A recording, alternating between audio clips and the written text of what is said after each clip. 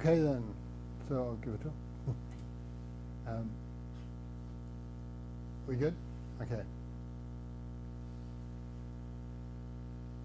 So this is one of those classic old koans, like, why did Bodhidharma come from the West was like the all-purpose question used about the time koans were beginning. People asked this question a lot,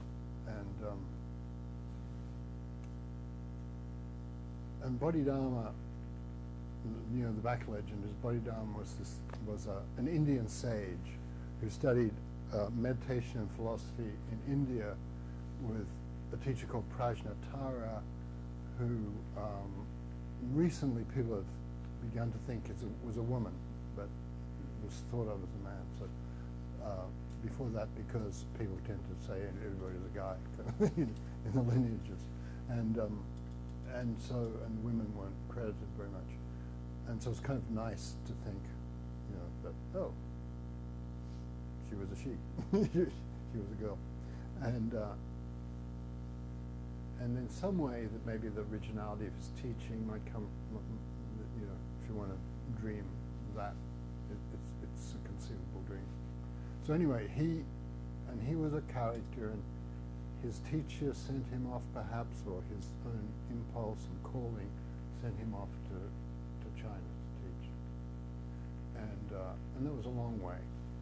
And there were two ways. One, you could go by sea, you could go down to India and, you know, take a ship from one of the ports, and then you went around, you know, southeast, like Vietnam, Thailand, and the pirates thereof, and then up through the Straits of Malacca and the pirates there, into the South China Sea and the pirates there, and finally get to southern China.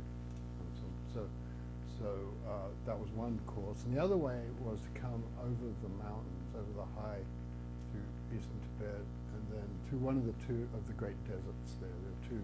There's a northern path and a southern path into China, and basically following the Silk Road. And the Silk Road went from central western China, really all the way along to Venice, all the way along to the Mediterranean, really. But it came through what is like Pakistan and so on now. So there's this person who, come on in, this person who. Bodhidharma, why did Bodhidharma come from the West? The person, the Bodhidharma, had done this marvelous, mysterious, strange voyage, you know, about 500 maybe of our era, like, you know, a while ago, and had come with all this knowledge and intelligence and learning, philosophical tradition, from India to China. And he, you know, he was a character, and he was a theatrical looking person. He had tattoos, he had piercings, according to legend, and a fierce stare, and he was wild looking, and he had red hair and blue eyes, you know, which made him, you know, he was clearly a stranger. Clearly the immigration people would have been very interested in him, so when he came to China. and so he's this strange figure with this wild red hair and intensity. But he was a great meditator, and he was a thoughtful person. And so he had an interview with the famous, he's part of the origin story of Buddhism as a path of transformation, as opposed to Buddhism as a set of things to remember or think about. You know. So he's part of the origin story of the transformation path in China, and one of the things he said was directly pointing to the human heart and mind without reliance on words or scriptures. So, and he was somebody who's incredibly well versed in words and scriptures, you know, but he felt like, oh, it's something you can have right now, tonight. You can have the direct entering into reality. So an interesting guy, and so and then in the backstory, well-known story that when he arrived in China, he had a visit with an emperor, with one of the local kingdoms, Emperor Wu. And the emperor said, "What is the first principle of the holy teaching?" And Bodhidharma said, "Vast emptiness, nothing holy." So, and in a way, that's an interesting thing to say to an emperor who's always looking for something to rely on, something, and also something that will make him more important. Emperors like to be important. Yeah. And Bodhidharma said, well, underneath everything, there's this vastness, but it's not something to stand on, and it's not a bumper sticker. It's not a rule you can follow. And you know that, and so that was a feature of Zen, is that you know the way the mind always thinks, well, if I only get this right, I'll be okay, and then I'll do that and that and that. And Bodhidharma said, no, that's not actually how it works in life. You know how the mind is always trying to go ahead and have the fifth step, or like that. And it's more like there's this possibility cloud that we're stepping into, we're always stepping into a degree of uncertainty. And so as we're open and we step into it, then the path shows us what it is, like that. So Bodhidharma was teaching that sort of open, improvisational kind of path. And so then the emperor asked him, well, if the first principle, there isn't one, vast emptiness, nothing holy, doesn't sound like a principle. And then, who are you? And Bodhidharma said, I do not know. And so, again, there's that thing about, so even the self, the idea of the self is not a first principle you can really rely on, because you change. Everything changes, including your you. Yesterday you were this, today you're not. Yesterday,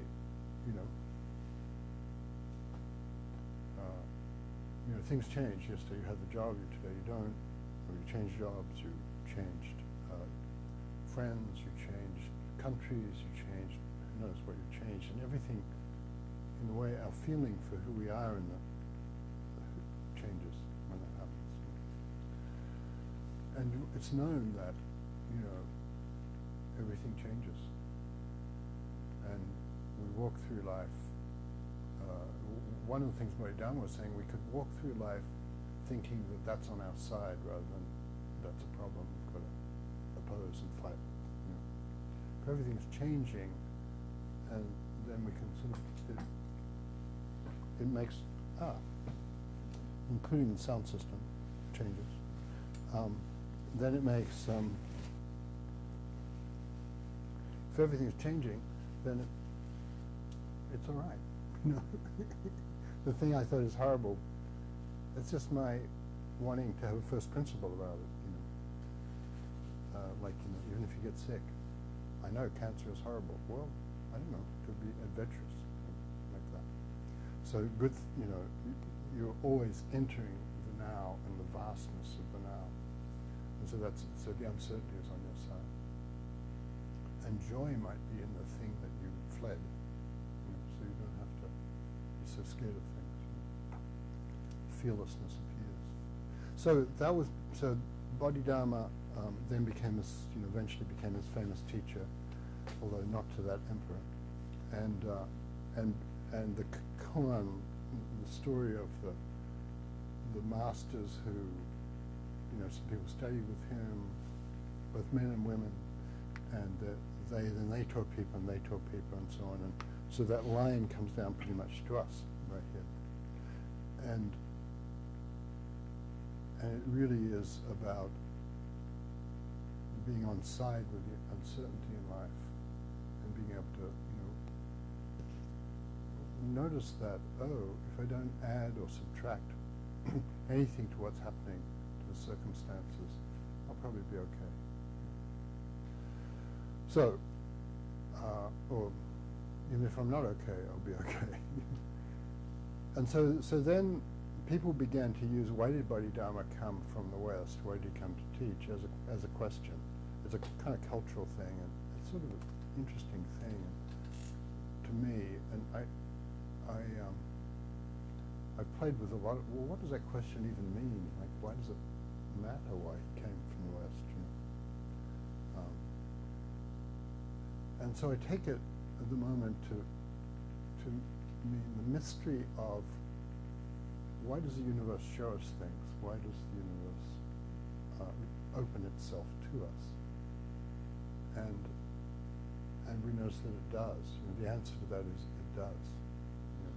And so one of the big things you'll notice in meditation is that as soon as you start to meditate, you notice there's a lot of stuff going on in the mind. There's lots of traffic on the roads. You know? I mean, the mind is really still. It's always reaching for something or repeating something or trying to work something out. Or different minds have do different things, but popular songs, advertising jingles, you know, hopes, fears, self-justifications. You know, the mind just does stuff, right? And when Bodhidharma said there's no first principle, he meant none of that stuff is real. That we don't have to believe the thoughts that are in the mind. So if we don't believe in the thoughts in the mind, something appears. You know? And the old teacher who was asked this question, why did Bodhidharma come from the West, said, sycamore tree by the creek. Actually, he had a cypress tree in his courtyard, and he said the cypress tree in the courtyard, but we have a sycamore tree by the creek. So that's our column. And so that comes to one thing. It's an incredibly visible, large thing, but also, and it could be anything, I suppose, but as a response, but there's something beautiful about using trees. You know? We love trees, and trees are part of life, really. And there's a lot of, so the fact that there's a tree is interesting. You know, trees talk to each other. There's now lots of research on the ecology of forests, and everybody knows that now, but you know, that trees have these vast communication networks underground where they share food and sugars and nutrients, and they listen to the big fungal networks underground, the mycelium layer. You know, if you took the forest floor away, there'd be this massive fungus thing that's just huge, and this has always been known. Some of the funguses are 1,000 miles long and things like that. And so the trees can talk to each other through that. You know, they hear and talk. And so trees are interesting beings who themselves are in the vast network of things. So the tree and a tree is an image for the universe. Lots of religions use it that way. There's different stages of the Kabbalah, different places on the tree, things like that. But for me, a tree is also, it's somehow a symbol of the kindness of life. You know, a tree gives us shade. In the Buddha legend, the Buddha was enlightened under a tree. He took shelter under a fig tree, and he sat up all night and was visited by demons and visited by goddesses and visited by friends, and then he had an awakening experience under a tree, under the shelter, kindly shelter of a tree. And I like to meditate myself late at night under a tree. You know, there's an apricot tree in where I live and where we live, and it's very conveniently planted by the deck because I planted it there, and it shades us, and it's kind of a friend. And I realized, oh, trees have moods, and trees. You know, some trees are nice to sit under, and other trees, I don't know, you're not sure you'd want to. So there's that quality for a tree. So a tree is a way into life. So why did Bodhidharma come from the West? The tree, the sycamore tree by the creek, or in my case the apricot tree in the backyard. And you can see that with all his philosophical training about how to think about things and how to get the right explanation for things, what Bodhidharma was teaching was this big leap, and what the teachers after him were teaching was this leap into out of explaining things to ourselves into being touched by things. And when we're touched by things, then inside and outside are not so different. You hear, not hear any rain, but there's a silence, the quiet of the autumn night, and the darkness of autumn is here. And that's inside as well as outside. It touches our mood, and there's a kind of, when we just stop and let it fill us, and we're not explaining things to ourselves, everything gets peaceful and open. And so when Bodhidharma said there's vast emptiness, what's the first principle? There's vast emptiness, nothing holy. Every time you meditate, in a way that touches you, that spaciousness of things, the emptiness of things, and the emptiness is just what appears when we're not thinking about things. Or actually, we can even be thinking about things, but we're not getting on board our thoughts. We're not climbing on the wagon of the thought and driving away from here. And so the meditation always brings us to here. And the other funny thing about the story, the question about why did Bodhidharma come from the West was because it became a sort of, I think perhaps because the question didn't have, it didn't really have like, it wasn't like, how do I cook good French onion soup or something like that. It was a question some way about reality, but didn't tell you what, and so it became popular in Buddhism. Like one teacher named Lin Ji, who later on became a great teacher, was studying for some years at a temple, and the head of the temple said, "Did you talk to the teacher yet?" And Lin Ji said, "No, I haven't dared to have an interview really." And the head of the temple said, "Well, you should go and talk to the teacher.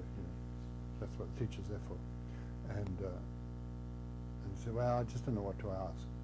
And so he said, "Well, why don't you ask, why did Bodhidharma come from the West?" And so it became this sort of like thing you'd hang around.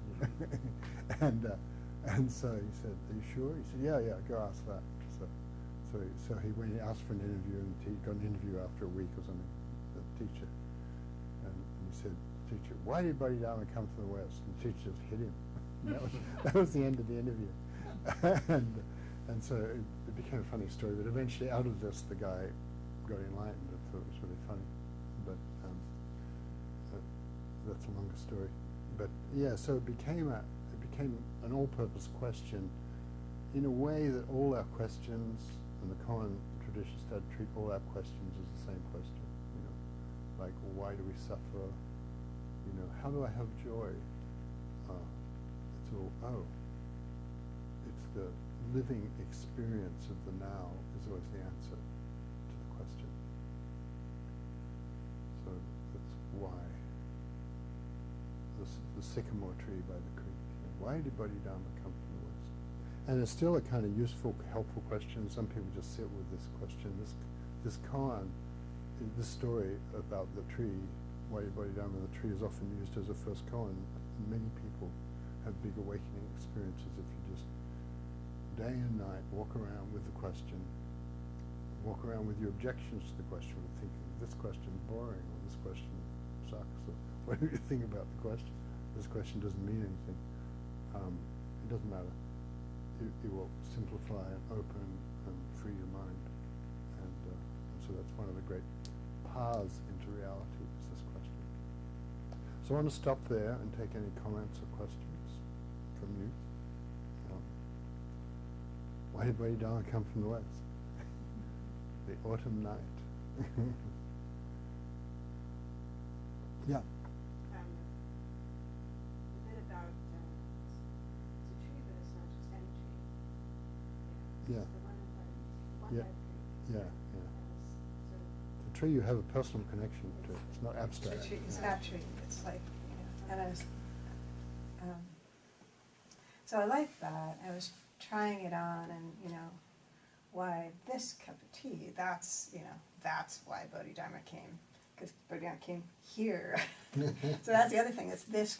It's like not. It's not some like ancient tree. It's like the one here, and then it's. Then I was sort of trying it with like painful things, like oh, I have a, you know, little pain in my stomach. What if, you know, did Bodhidharma come from the West for that? I guess she did. You know, maybe this is, you know, something like my dad being really sick. You know, that way I feel about that. Okay, that's the thing. It's got to be the now thing. So I was like with the container that there's a living thing in it. A lot going on in it. I got the oak tree. It was an oak tree in the garden when I got it, but I spent a lot of time in an oak tree. And there were like spiders in there and dead leaves. And it's great, and that bugs, yeah, you know, proves it's like, your tree. Like yeah. it was a cypress tree in China, and the Japanese took it to China and misunderstood the word, the Chinese word for, or somehow it got scrambled by a scribe into an oak tree, so it became the oak tree in Japan. But that's what we got here. And it was good enough. And it's great here because that's all we've got. You know, that's what I grew up with, is oak trees, and so that was interesting. Yeah, and so oak trees are great for Sonoma County. And a year of hanging out in an oak tree, just finding out why that would be. What was, you know, why would that be interesting? You know, and it was just such an open, for me, I mean, now too, and at the time, it was this great opening for meditation of like, it's not, I don't have to make stuff go away in my head. I can just go into that oak tree and, you know, and hang out there, and I've been trying to make everything go away, and it was really nice to be in an ecosystem. And that you know, that's the nice thing about, if something really hard happens, we always somehow want to be through it, and that's what makes it more painful. You know? And so if I can't be here, it's always reminding me that it's here. But if I'm willing to be here, so my dad's sick, I'm sick, or whatever it is, and it doesn't mean that there's not sorrow or such, but in a way, the beauty of being alive comes with everything that is alive. There's nothing, you know, we don't get to say, that's not included. And so, yeah, cypress tree. What's going in this guy? And all the stuff that comes up, like otters come up that creek there, and homeless people throw trash in the creek there. And, well, actually, even non-homeless people throw trash in the creek. And you see feral cats chasing birds, and occasionally even a bear has wandered down that creek, you know. So yeah, the tree. You know. Yeah, who else? Thank you. Well, when you said, you know, why did the teacher come to teach? And I found myself feeling gratitude, like, wow, the teacher came just so that I could be present with the tree, you know, like, so I could really, like, get rid of all this stuff and just, like, be there with the tree, you know. And it made me feel grateful. Yeah, it's a mysterious thing, isn't it? We humans like to teach, you know, if we've got something good, we like to share it, you know. Mm-hmm. It's part of the DNA, and clearly it makes sense that, you know, that teaching, you know, makes everybody succeed. You know, that it's like a thing. As a teacher, I learn by teaching. I understand what you know. If I'm puzzled about something, it's always a good idea to teach it, and I might find out more, or somebody I'm teaching might teach me. You know. So there's that. But there's a beautiful, there's a gift, a quality of freely given gifts about the process of learning. Yeah. And I liked the way the answer was presented. It wasn't like, you know, the teacher came to save us or to, you know, help us understand some big philosophy. It was just like, oh, it's so I could be present with the tree. You know, it was just this real simple, direct thing without philosophy. Present with your own life. Yeah. Just for your own life. Yeah. the life you have with all the things you think of as problems and all the things you think of as cool things, and the way you're trying to move things from the problem category into the cool category. Even the person struggling to do that, that's it too. You know, so it's always that everything you have. There's nothing that's excluded from the mystery and the light.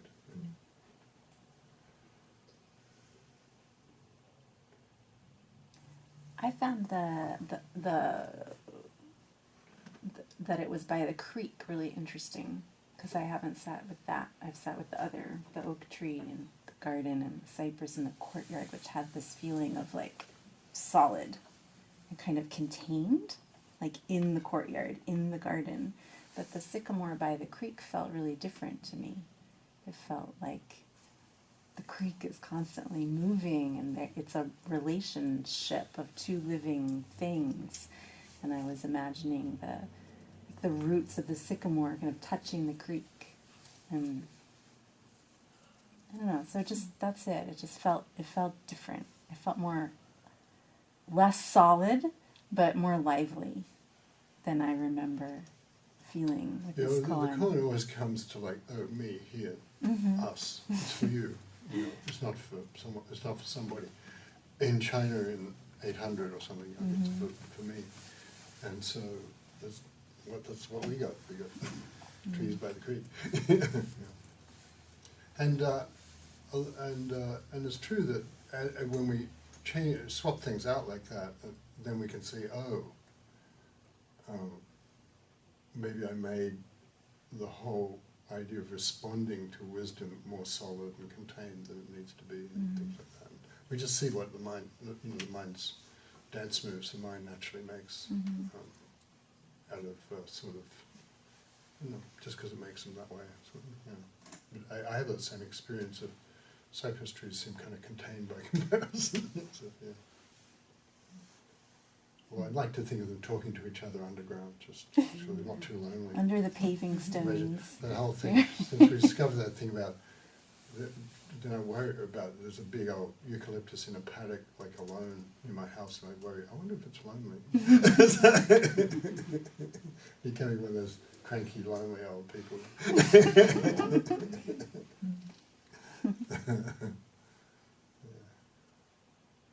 1,000 miles into mycelium, probably looking after it. Maybe, maybe under the road, mycelium, talking about the trees,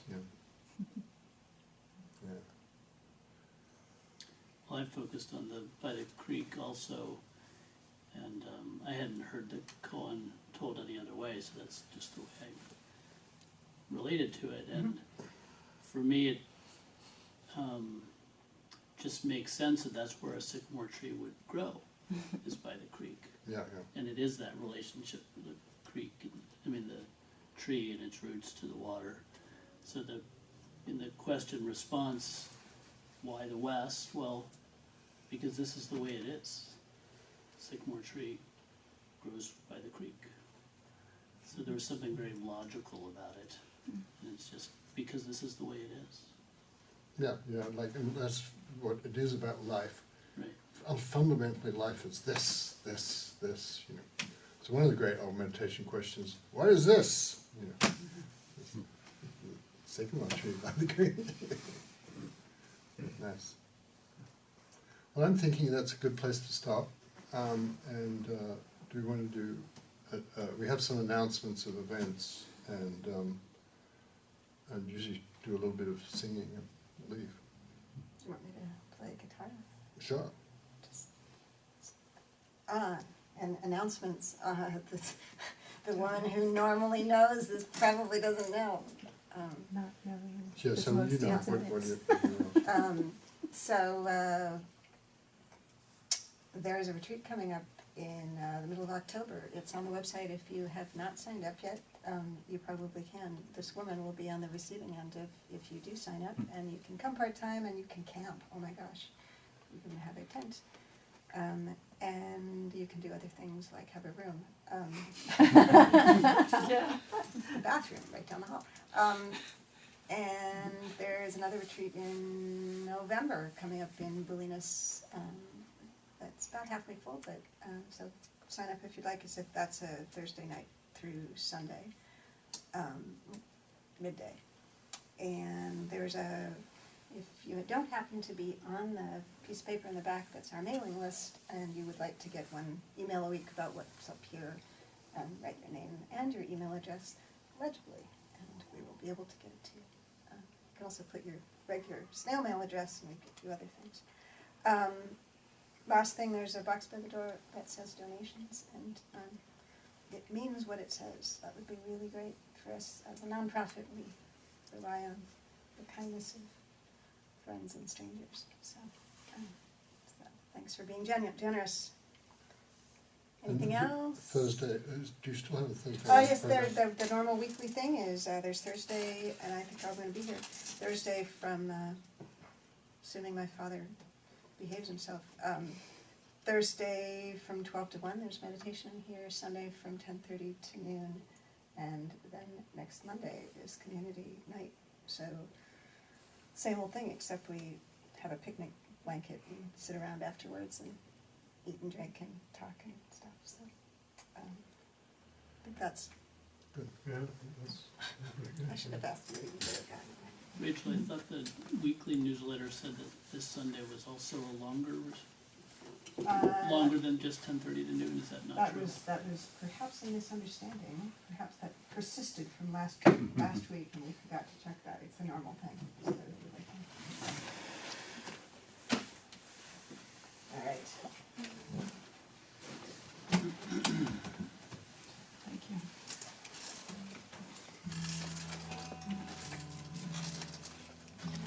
There is a long one once a month.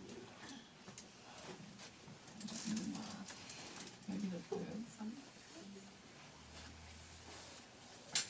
Fourth. What's that? Fourth. Yeah, the fourth Sunday of the month is a longer sitting time, but That is not what this is. that's not what next Sunday is. Is the Zendo open during retreat, or is it closing? During retreat, we'll probably have it closed because we'll have no cushions. So yes, we will be closed, but that'll be in the newsletter. Newsletter. It's an email. Email newsletter thing. Yes, you'll be duly informed. I haven't been tracking things terribly well, so. Good. There we go, okay.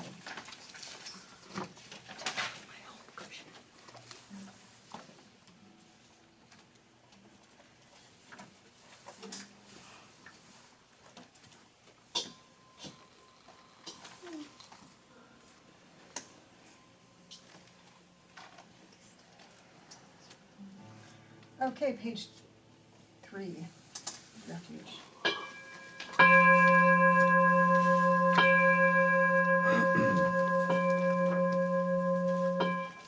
Refuge.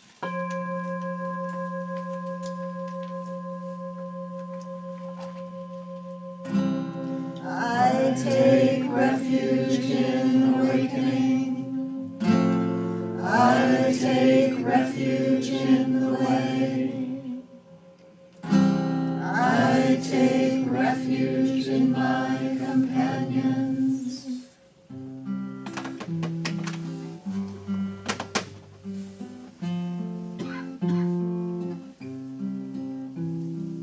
Udam saranam gacchami, dhammam saranam gacchami, sangham saranam gacchami, udam dhammam sangham. Udam saranam gacchami, dhammam saranam gacchami, sangham saranam gacchami, udam dhammam sangham. Udam saranam gacchami, dhammam saranam gacchami, sangham saranam gacchami, udam dhammam sangham.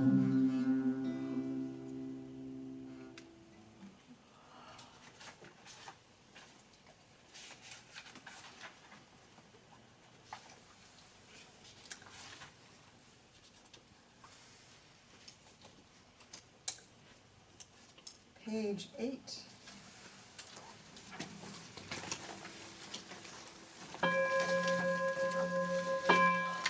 Praise song for meditation. All beings are Buddha by nature, just as water and ice are the same. Without water, there's no ice. Outside of beings, no Buddha. People miss what's in front of them and keep searching far from home. It's sad, like someone standing in water and crying out in thirst, or a child from a rich family struggling among the poor. We cycle through heavens and hells because we keep setting out on the dark roads of ignorance. Dark road after dark road. When will we be free from birth and death? Meditation can't be praised enough. The good effects of generosity and discipline, prayer, self-reflection, and practice have their source in meditation. With what you gain from just one sitting, all your crimes are wiped away. Then where are those heavens and hells? The Pure Land comes near. If this way moves you the first time you hear it, and you simply follow it, endless blessings come to you. Even more, if you turn the light inward and witness your own nature, your nature which is empty nature, you go beyond any doctrine. The gate opens, cause and effect are one. There's no two, no three. The formless form comes into form. Going or returning, we're in the right place. Thinking thoughts without thought, singing and dancing are the voice of the way. The vast emptiness of deep meditation, the brightness of the bright moon of wisdom. Is anything missing from this moment? Nirvana appears before us. This very place is paradise. This very body, the Buddha.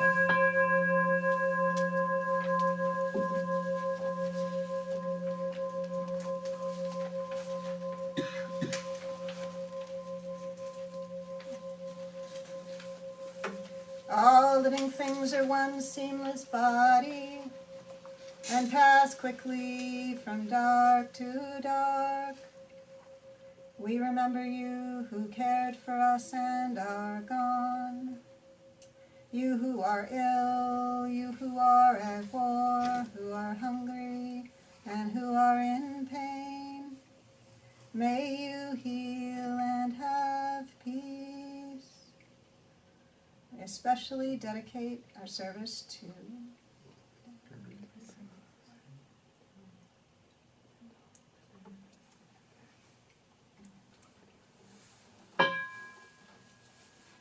cross on over, cross that river, set us free. Cross on over, cross that river, set us free. Cross on over, cross that river, set us free. All Buddhas throughout space and time, all awaken these great